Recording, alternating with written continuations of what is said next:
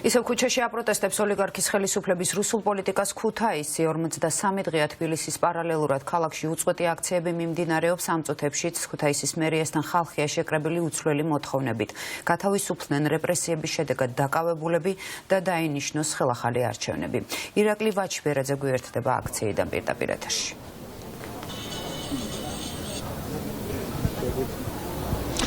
უწყვეტი პროტესტის 53 დღე ევროპული მომავლის მცველები ქუთაისის მერიასთან დღესაც გამოვიდნენ. თუმცა გასული დღეებისგან განსხვავებით აქ მყოფმა ადამიანებმა რუსთაველის გამზირი არ გადაკეტეს და ეგრეთ წოდებული ზებრა გადასასვლელის ერთ და მეორე მხარეს განაგდნენ ტრანსპარანტებით, შეძახილებით და ავტომობილით მოსარგებლე ადამიანებს თავიანთ გზავნილებს ამ ფორმით აცნობენ. თქვენ ხედავთ ევროკავშირისა და საქართველოს დროშებით ათეულობით ადამიანი ქუჩაში არის გამოსული უცვლელი და ტრადიციული მოთხოვნებით. ჩატარდეს ახალი არჩევნები და ასევე მოხდეს უკანონო დაკავებული პირების გათავისუფლება. მე გავესაუბრები აქ მყოფ ადამიანებს, ვხედავ სამოქალაქო აქტივისტს კატო მარუქაშვილს. კატო, თუ შეიძლება რომ გითხრათ, რა არის თქვენი მთავარი სათქმელი, რატომ გამოხვედით დღეს ქუჩაში? დღეს და უკვე 53 დღეა სხვადასხვა სექტორის წარმომადგენელი ადამიანები, სხვადასხვა პროფესიის სტუდენტები, ახალგაზრდები, ძალიან ბევრი ადამიანი ვდგავართ ქუჩაში და ვაპროტესტებთ ჩვენს მოპარულ არჩევნებს. იმიტაცებულ მთავრობას, რომელიც ამ ხელისუფლებამ მიიტაცა. ვაპროტესტებთ ადამიანებს, რომლებიც არიან ამ რეჟიმის ტყვეები, რომ გამოუშვან, გაანთავისუფლონ.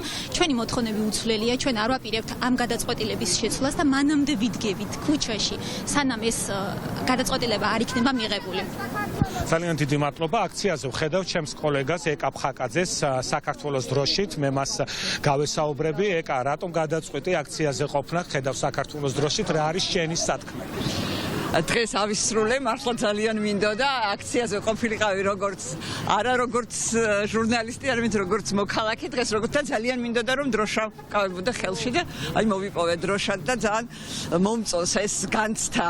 არ დავიღლებით აქ ყოველ დღე მოსვლით ჩემი კოლეგები, არა მხოლოდ ჩემი კოლეგები, არასამთავრობო ორგანიზაციის წარმომადგენლები, სხვადასხვა პროფესიის ადამიანები, ქუთაისელები, რომლებიც მე მიყვარს, ვიცნობ, რომლებიც აქ გავიცანი და უკვე ახლობელი ადამიანები არიან ყოველთვის აქ არიან და ეს მუხტი არ ჩაქრება არავითარ შემთხვევაში. ჩვენ არ დავიღლებით აქ სიარულით, არ დავიღლებით ჩვენი მოთხოვნების დაყენების თავისუფლება რეჟიმის ტყვეებს და ჩვენ მოვითხოვთ ახალ არჩევნებს.